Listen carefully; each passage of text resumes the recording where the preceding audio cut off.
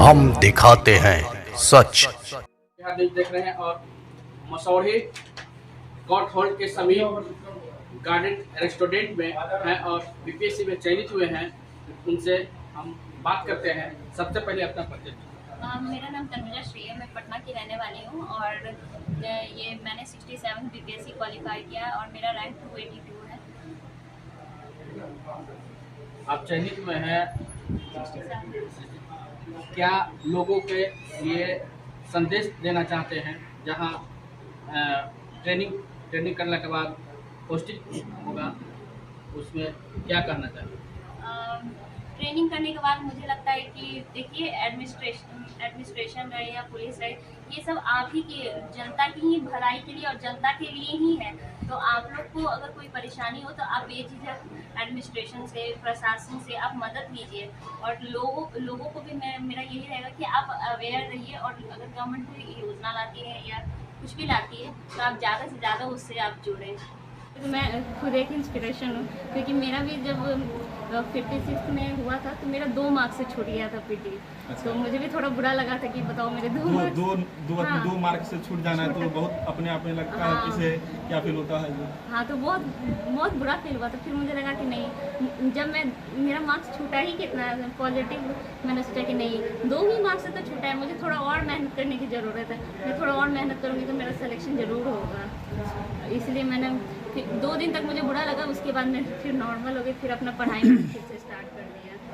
मतलब बीपीएससी पास करने के लिए कौन कौन सी किताबें पढ़नी पड़ती हैं? देखिए, इसकी सिलेबस तो प्री डिफाइंड है। आपको पीटी के लिए अभी ये 3 स्टेज में होती है, पीटी, मेंस और इंटरव्यू होती है, ठीक है। तो पीटी में अब आजकल तो 69 से ये थोड़ी ट्रेंड चेंज हो गई है। तो उसके लिए आपको सबसे पहले जो न्यू एस्पिरेंट है, जिनको मतलब वो एकदम स्टार्टिंग से जर्नी कर रहे हैं, तो उन्हें एनसीईआरटी की बुक पढ़नी होगी। उसके बाद आप मेन जो सब्जेक्ट की बुक्स है, जैसे हिस्ट्री में हो गई, स्पेक्ट्रम हो गई, पॉलिटी में लक्ष्मीकांत हो गई, ये सब आपको पढ़ना पड़ेगा।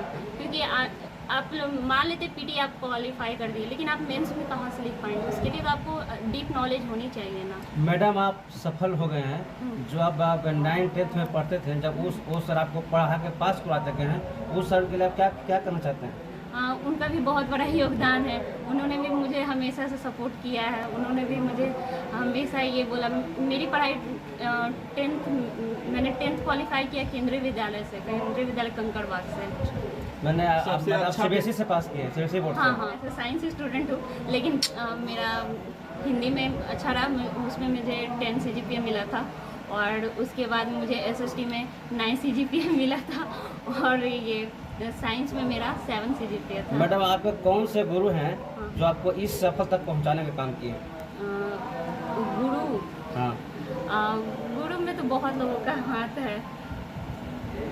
देखिए, मैंने तो पढ़ाई मेनली यूट्यूब से की है, तो एक का नाम लेना तो सही नहीं होगा। अच्छा, ठीक, यूट्यूब से मतलब पढ़ाई की है। हाँ, बहुत सारी चीज़, जैसे कि मेरी सब्जेक्ट एंथ्रोपोलॉजी है, तो सही मायने में बोलूँ तो बुक एंथ्रोपोलॉजी की मिल नहीं पाती है। अगर आपको मिलेगी भी तो यूपीएससी लेवल की मिलती है। तो मुझे कुछ भी पढ़ना था तो यहाँ पे नोट्स भी अवेलेबल नहीं है। पटना में उस स्टैंडर्ड के नोट्स अवेलेबल नहीं है जो आप बीपीएससी या यूपीएससी में कर सके। उसके लिए आपको सेल्फ स्टडी करना पड़ेगा, ऑनलाइन वीडियोस देखने पड़ेंगे। यूपीएससी लेवल का मैं खुद यूपीएससी लेवल का एंथ्रोपोलॉजी का मैंने देखा था और उससे कंटिन्यू किया था। जो इस बार बीपीएससी पास नहीं कर पाए मैम, उनके लिए आप क्या कहना चाहते हैं? मैं यही कहना चाहूँगी कि आप लगे रहिए।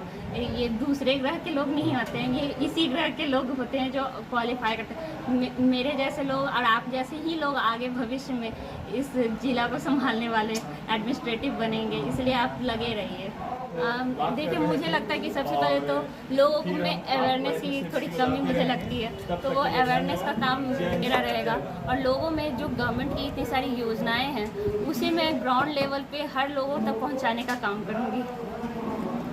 उनकी मेहनत का ही नतीजा और उनके आशीर्वाद का नतीजा जो मैं आज यहाँ मेरा रिजल्ट हुआ है।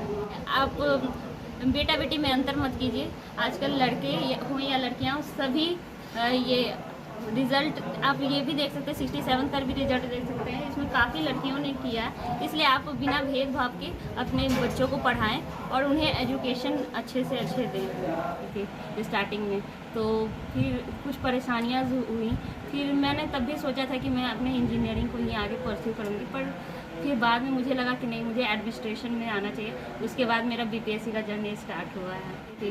वो थी कि मेरी 2 बेटी है, वो मेरे लिए बहुत इंस्पायरिंग थी। वो उन्होंने बोला कि मेरी 2 बेटी है, बट मेरे जो हस्बैंड हैं वो काम वाम नहीं करते, वो दारू वारू पीते हैं और मेरा घर नहीं चल पाता। वो बहुत रोने लगी थी। तो उस समय मैं इस समय यहाँ आई भी नहीं थी, मुझे बीपीएससी मैंने सोचा ही नहीं था।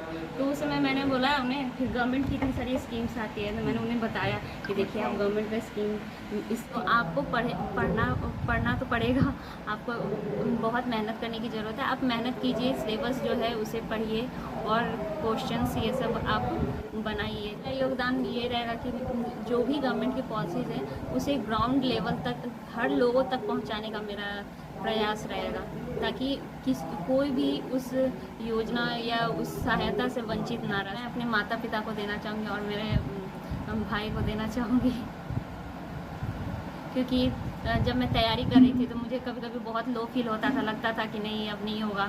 जब स्टार्टिंग में मेरा 2 मार्क्स से छूट गया था पीटी, तो मुझे बहुत बुरा लगा था। तो उन्होंने ही मुझे बोला कि नहीं, तुम ये सोच रही हो कि 2 मार्क्स से तुम्हारा छूट गया, लेकिन ये भी तो सोचो 2 ही मार्क्स से तो छूटा है, तुम थोड़ा और मेहनत करोगी तो तुम्हारा पीटी क्वालिफाई हो जाएगा, तुम इतने दिन से जर्नी कर रही हो।